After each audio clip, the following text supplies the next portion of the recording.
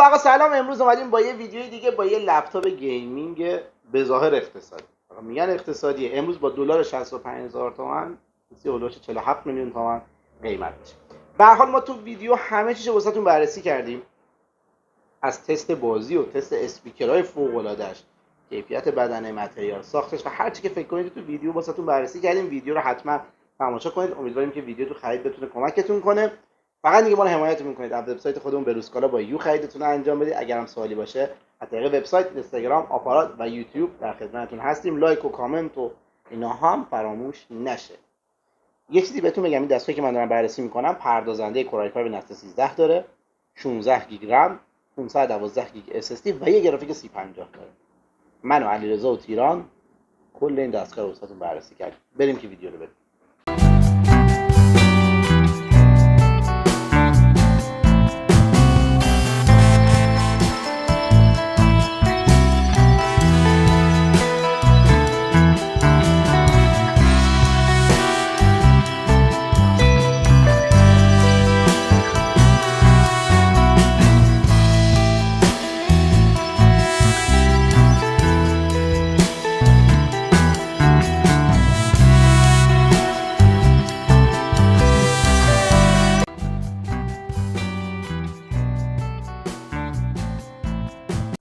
خب قسمت اولی که با متریال ساخت شروع میکنیم. به نظر من متریال ساخت قابل قبولی داره.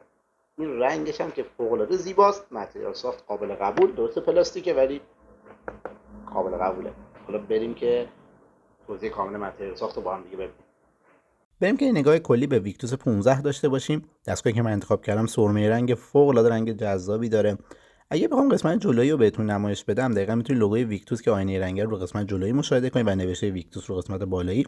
جنس بدنه از پلاستیکه و این هم استحکام بالاتری رو به دستگاهمون میده و همین که باعث میشه که دستگاهمون سبک‌تر بشه.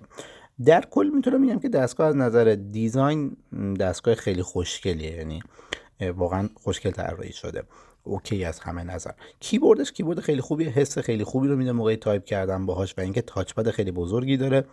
به اصطلاح دستگاه گیمینگ دیگه باید تاچ پد بزرگ باشه تا حالا بشه بهتر باش کار کرد. کیفیت صفحه نمایش قابل قبول بود، ولی خب یکی از ضعفاش اینه که تو نور آفتاب اصلا نمیتونید استفاده کنید از صفحه نمایشش. حالا تو قسمت صفحه نمایش بیشتر این موضوع رو به شما توضیح میدم. و اینکه میرسیم به پورت ها. قسمت سمت چپش حالا میتونید پورت های مثل جک 3.5 و پورت های یو اس بی و درگاه پاور و رم ریدر رو ببینید و قسمت سمت راست هم میتونید HDMI و حالا پورت های مثل تاندربولت و شبکه و پورت یو اس بی رو مجدد ببینید. میتونم بگم دستگاه از نظر پورت یه دستگاه کاملیه، یعنی دستگاه فوق دستگاه کاملیه.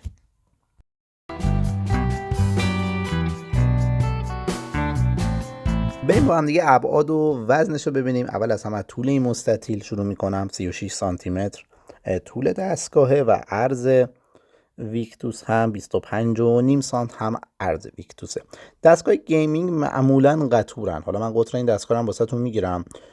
قطر این دستگاه حالا نمیشه گفت خیلی قطوره نه خیلی اسلیمه، دقیقاً 2.5 سانتی متر هم قطر این دستگاهه. خب حالا بریم سراغ وزنش. اگه بخوام وزنش رو بگیرم با توجه به بدنه پلاستیکش 2 کیلو 300 هم وزن ویکتوس 15 قابل قبوله.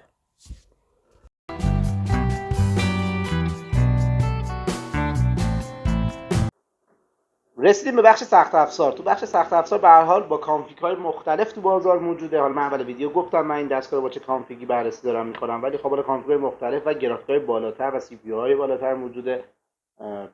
پردازنده قدرتمند. همونطور که تو ویدیو قبل گفتم این دستگاه با پردازنده نسل 13 ارائه میشه. هم کورای 5 داره و هم کورای 7 که خب واسه اجرای خیلی از بازی‌ها و نرم افزارها اینا اوکی. دستگاهی که من بررسی کردم 16 گیگ رم داره، اما شما میتونید رم 32 هم خریداری کنید. گرافیک 3050 داشت این دستگاه، اما در نسخه 3050 تی و 3060 هم ارائه میشه که خب واسه اجرای خیلی از بازی‌ها و نرم افزارها عالیه. یعنی میتونید واقعا بدون هیچ حالا لگی رندر بگیرید یا حالا بازی مورد نظرتون رو انجام بدید. حافظه‌ای که داره 512 گیگه که تو نسخه 250 گیگ 6 گیگ هم موجوده. البته خب میتونید حافظه رو ارتقا بدید. یه چیزایی مثل رم و هارد این دستگاه رو شما میتونید ارتقا بدید.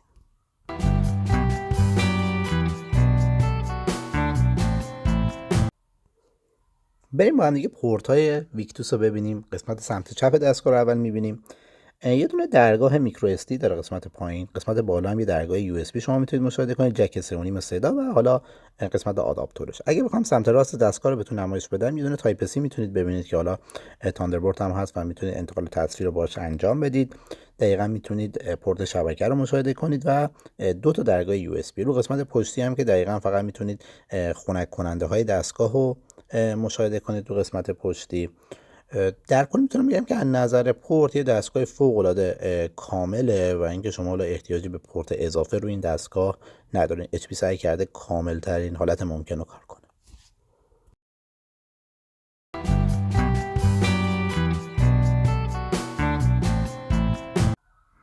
بریم تاچپد با هم دیگه نگاه بندازیم. اگه بخوام طول این تاچپد رو واسهتون بگیرم، 12.5 سانتی متر طول تاچپده. تاچپدش فوق‌العاده تاچپد بزرگیه. عرض این تاچپد هم حدود 8 سانتی متره. یکی از نکات مهمی که روی حالا لپتاپ‌های گیم خیلی خیلی کاربرد داره اینه که یه تاچپدی روش کار بشه که قابل قبول باشه. همینطور که می‌بینید کلیدها به صورت مخفی ان، یعنی کلید حالا نمایش داده نمیشن و شما زمانی که کلیک میکنین به صورت مخفیه و فوق العاده کار کردن با تاچپدش روان و راحت بود. من ضعفی روی تاچپد ندیدم. میتونم بگم که از این نظر HP واقعا تاچپد خوبی رو واسه این دستگاه انتخاب کرده. حالا این نمای کلی من تاچپد بهتون نشون میدم.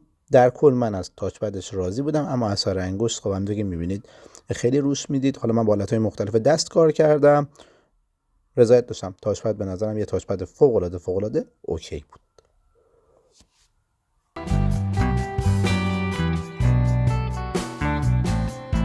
بریم کیبورد با هم دیگه نگاه بندازیم. یه کیبورد بکلایت دار بود. البته من یکم ناامید کرد. خب تو ردای این شما اگه ایسوس بگیرید حداقل RGB داره، یعنی RGB تغییر میکنه، ولی خب روی این دستگاه همون نور بکلایتی که مشاهده میکنید به صورت ثابت بود و نتونستم تغییرش بدم. در کل این زد یه مقدار توی ذوقم، ولی خب از نظر کار کردن باهاش، جنس و متریالی که داشت، حس خیلی خوبی میداد. یعنی کیبورد رضایت بخش بود، ولی اگر میتونست RGB خفن روش کار کنه، مثلا دستگاه ایسوس توی این رنج قیمت، میتونم بگم که یکی از بهترینا میشد. این ضعفش بود. یه چیزی میگه تو مایه گیمینگ تری لنووس. حالا یه سری کنترل هم داشت، میتونید خاموش روشن کنید و همین امکانات معمول.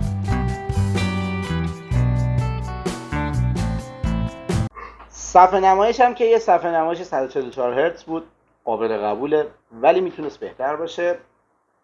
صفحه نمایشش هم اوکی و قابل قبول بود. بریم که توضیحات کامل صفحه نمایش رو با هم ببینیم. خب بریم که صفحه نمایش رو با هم دیگه بررسی کنیم. حالا من هم اومدم ویدیوهای مختلف گذاشتم و هم بازی‌های مختلف باش انجام دادم. حالا تو قسمت بازی هم توضیح میدم و این قسمت که حالا مخصوصا همون فیلم بود، میتونم بگم که رنگ‌ها توش اوکی بود. یعنی من راضی بودم از رنگ‌هایی که حالا LCD ارائه میداد. نوع پنلش پنل IPS بود. اندازه صفحه نمایش هم خدمتتون گفتم همون اول ویدیو 15.6 اینچه و رزولوشنی که پشتیبانی میکرد فول HD بود و نرخ تازه سازیش هم رفرش ریتش 144 هرتز بود. روشنش بین 250 تا 300 نیته و زاویه دیدش 178 درجه بود. ولی خب تو زاویه دید به نظرم یه مقداری وقتی که شما از بغل دستگاه رو میدیدین میشه گفت که یه ذره خوب عمل نمی‌کرد. یعنی به نظرم اگر HP میومد کیفیت صفحه نمایش رو روی این دستگاه بالاتر میبرد، حالا رقبای خودش مثل ایسوس به نظرم یا حتی لنوو رو صفحه نمایش خیلی بهتر کار کردن. میتونست به نظرم HP صفحه نمایشش رو خیلی حالا بهتر بسازه. حالا من یه سری ویدیو گذاشتم روش، دیدم تست‌های مختلف رو روی این دستگاه انجام دادم. مثلا تست زیر نور آفتاب رو انجام دادم یا تو نور روز، ولی میتونم بگم که اصلا خوب نبود. یعنی شما وقتی که شما اینو بیرون توی روز میخواستین حالا توی محیط بیرونی کار کنید، میتونم بگم که افتضاح بود و اصلا رضایت بخش نبود. ولی حالا تو محیط‌های داخل دستگاه قابل قبولی بود، ولی باز هم میگم خیلی خیلی بهتر میتونست HP کار کنه روی این ویکتوس. واسه صفحه نمایش خیلی من نتونستم باش ارتباط بگیرم رو بخش صفحه نمایش. اگه قرار بود تو لپتاپ بخرم، فکر میکنم ایسوس سری تاف رو انتخاب میکنم.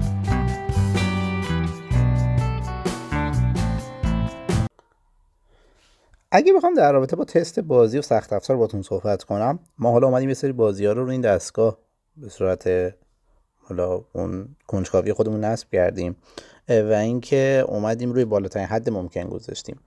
با توجه به اینکه دستگاه سخت افزار کورای 5 نسل 13 داشت و 16 گیگ رم و اینکه گرافیک 3050 داشت، خوب تونست عمل کنه. یعنی من همه چی رو روی های ترین حالت ممکن گذاشتم. میتونست دستگاه پاسخگو باشه، یعنی از نظر سخت افزار به نظرم HP اومد این دستگاه رو کامل طراحی کرد و اینکه سخت افزار به صورت کامل حالا پاسخگوی اون نیازهایی که ما داریم هست. حالا من با نرم افزارهای مختلف تست کردم و اینکه به نظرم میتونست، یعنی تو بخش گیم و حالا بخش کار کردن با سخت افزارهای با نرم افزارهای رندرینگ و نرم افزارهای سنگین میتونست با توجه به یه لپتاپ تقریبا اقتصادی خوب عمل کنه. من تو بخش گیمش کاملا رضایت داشتم. حالا شما هم اگر نظری در رابطه با بخش گیم این دستگاه دارید برامون بنویسید. من فقط نظر خودم رو دارم میگم و حالا تست هایی که خودم انجام دادم. دوستان اگر نظری دارن یا حالا مشکلی رو این دستگاه میبینن که میتونه توی خرید کمکمون کنه، حتما واسه ما بنویسن. ولی ما حالا تو چند روزی که با این دستگاه کار کردیم هیچ موردی رو این دستگاه ندید. من از بخش گیمش راضی بودم. سخت افزار HP مثل همیشه تونست خوب عمل کنه روش.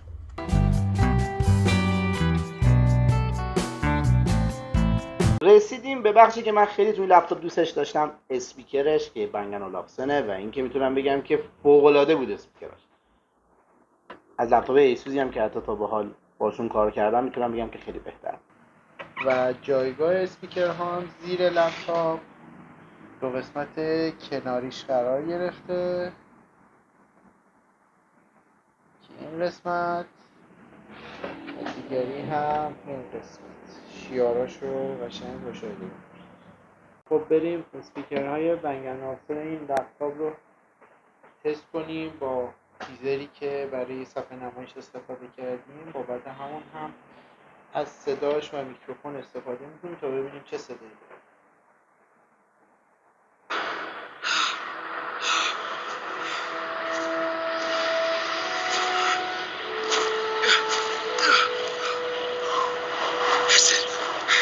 Bank left.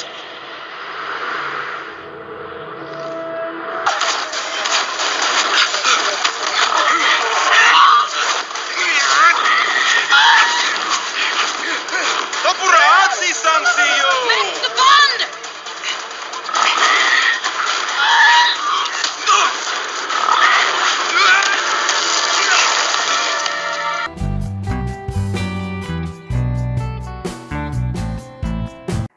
خب موضوعیات شد ویدیو چند ثانیه‌ای گرفت. الان بریم. خب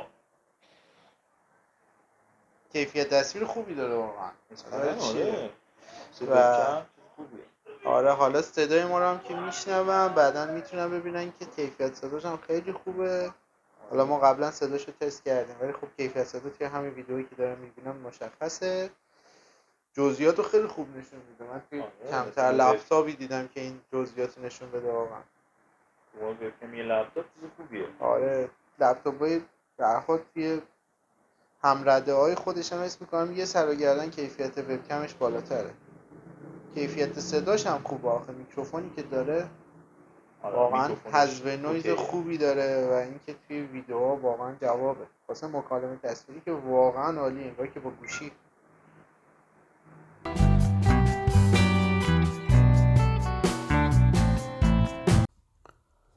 تو این چند روزی که من این دستگاه رو تست کردم، حالا تو حالت گیم و حالا حالتهای مختلف، بخش خنک کنندش به نظرم خوب عمل کرد. هم خروجی ها هم به هر حال اینکه دمای سی پی رو میتونست ثابت نگه داره و اینکه موردی ندیدم یعنی دستگاه بخواد خیلی داغ کنه، دستگاه بخواد خیلی مشکل دار بشه. حالا میگم چون این دستگاه تازه دستمون رسیده و این چند روزی که ما تست کردیم واقعا عملکرد سیستم خنک کنندش عالی بود، یعنی اوکی بود. حتی تو حالت سنگین هم دستگاه خیلی خیلی داغ نمیشد و یه چیز نرمال و معمول بود.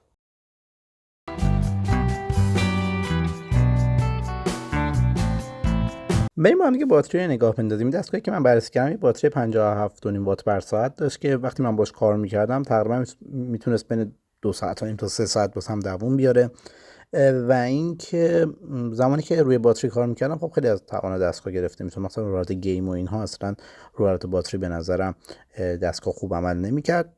2 ساعت و نیم عمر باتریش بود.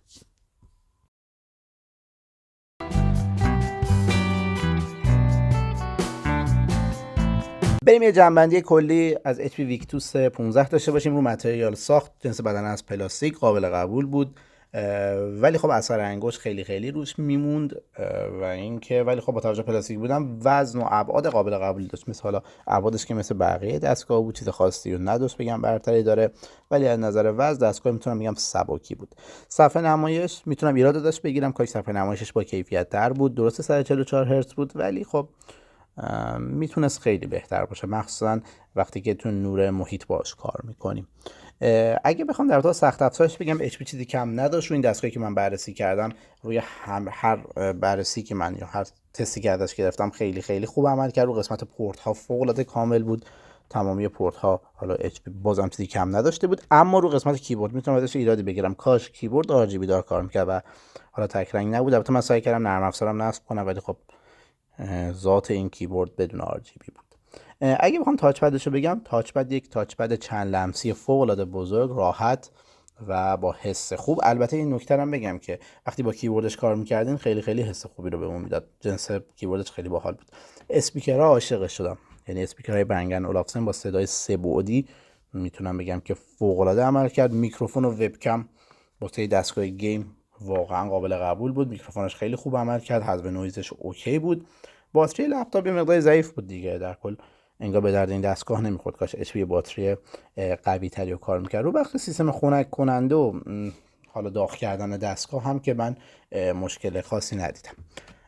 اگه بخوام این دستگاه رو مثلا با دستگاه دیگه مقایسه کنم، فکر کنم مثلا سریای ایسر و حالا سریای تاف گیمینگ هم میتونه رقیبای خیلی خوبی واسش باشه. ممنون که ویدیو رو تماشا کردید، امیدوارم تو خریدتون تونسته باشیم کمکتون کنیم.